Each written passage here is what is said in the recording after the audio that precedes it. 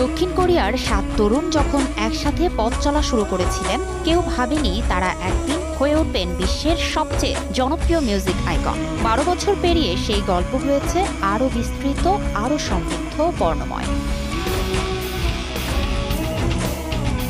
একযুগ পূর্তিতে আবারও আলোয় ফিরেছে বিটিএস। দীর্ঘ সামরিক বিরতির পরে RM, V, জিমিন আর জাংকুক ফিরেছেন ব্যারাক থেকে মঞ্চে। তাদের এই প্রত্যাবর্তন শুধু সঙ্গীত নয়, যেন কোটি ভক্তের আবেগ ফিরে পাওয়ার গল্প।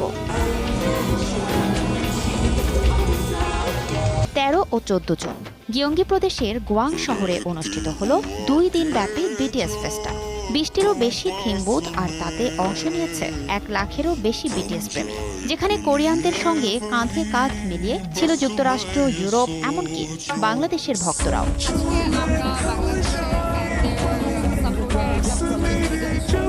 বিটিএস এর 12 বছর পূর্ণ হয়েছে। এখন আমি গিয়ে ডাই হার্ড ফ্যান বলা যেতে পারে। আমি আর্মি। তীব্র রোদ উপেক্ষা করে সকাল থেকে দীর্ঘ লাইনে দাঁড়িয়ে থাকা ভক্তরা বলছেন, এটা শুধু কনসার্ট না, এ যেন আমাদের জীবনের একটা অধ্যায়।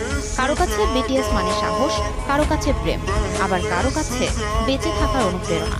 এ উপলক্ষে বাংলাদেশেও ছিল বিশেষ আয়োজন। ঢাকায় বিটিএস ফ্যানদের পক্ষ থেকে হয়েছে উপহার বিতরণ, স্মরণিকা বিতরণ আর ভালোবাসায় সাজানো ক্ষণিকের মিলন মেলা।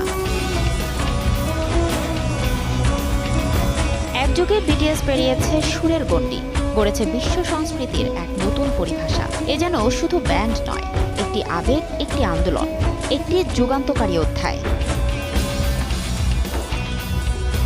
ফারজানা